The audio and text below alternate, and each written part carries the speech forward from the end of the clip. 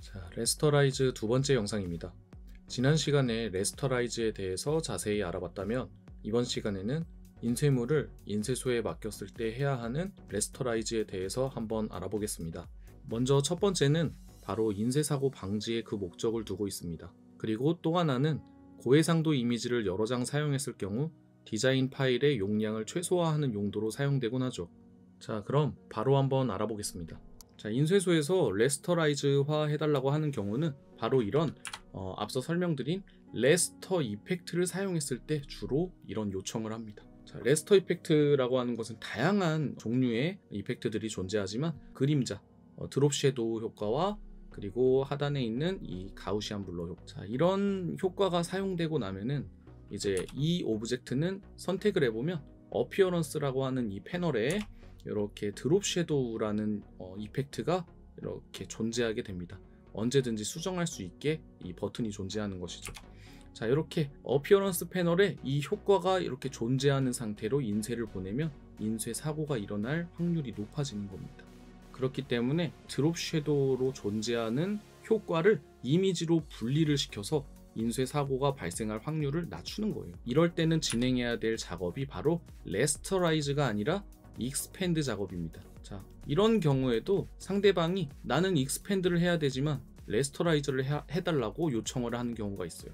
그렇기 때문에 여러분은 이거를 찰떡같이 알아들으셔야 됩니다. 내가 레스터 이펙트를 사용했는지도 본인이 알고 있어야겠죠. 그래서 상단의 오브젝트의 익스펜드 어피어런스를 눌러서 이렇게 이 두 개가 분리가 되는 상태, 이 상태. 자, 단순히 분리되는 상태뿐만이 아니라 뒤에 있는 레스터 이펙트가 이미지로 변환되는 것, 이게 제일 중요한 거예요.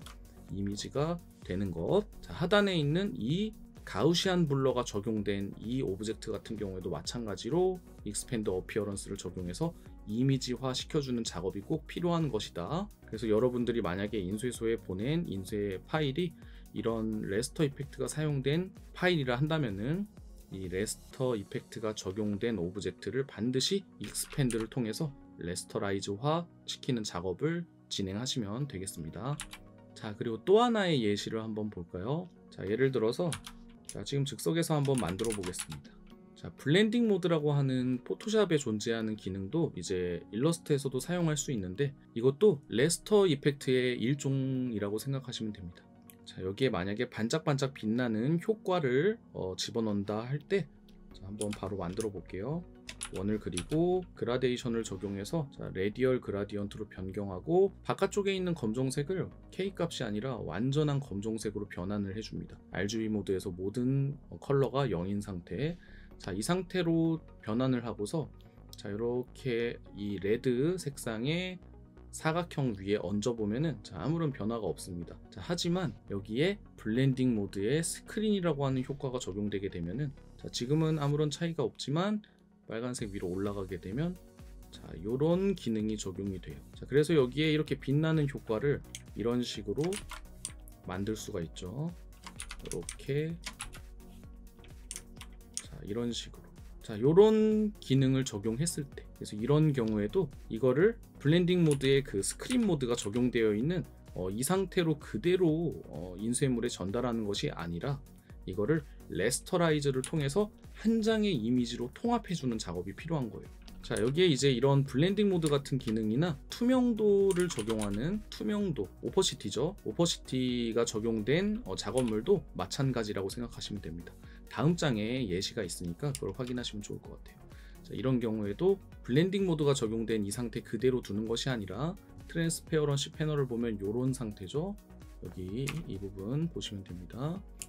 자, 이런 인쇄 사고를 방지하기 위해서 한 장의 이미지로 변환하는 레스터라이즈 기능이 적용돼야 되는 것이죠.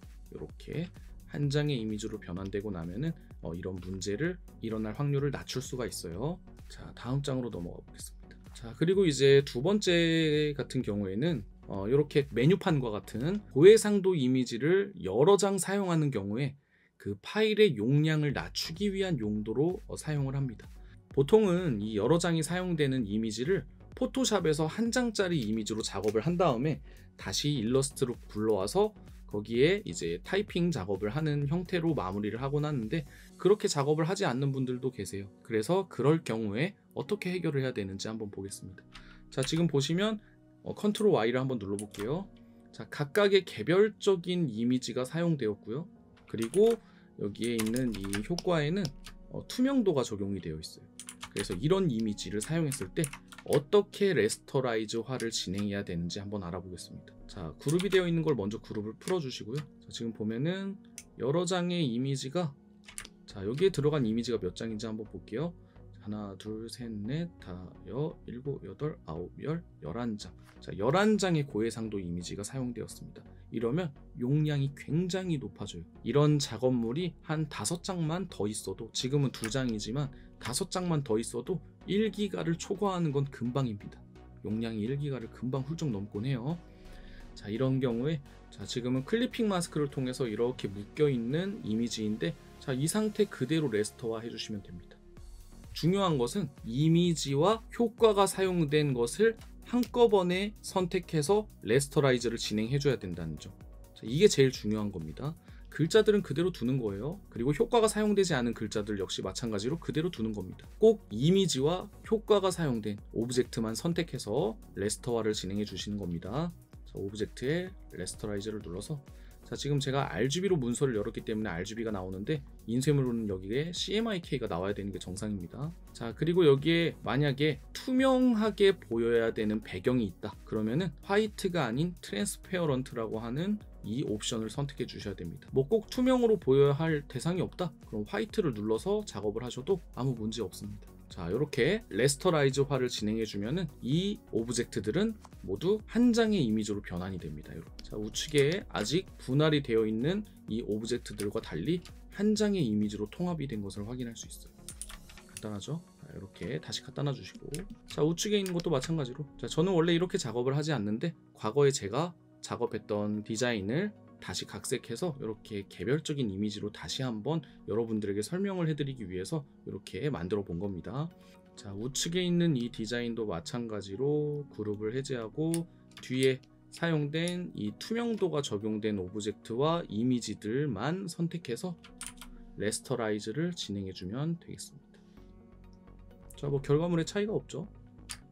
자, 이번 시간에는 레스터라이즈에 대해서 한번 알아봤는데 제가 준비한 영상은 여기까지입니다. 시청해 주셔서 감사합니다.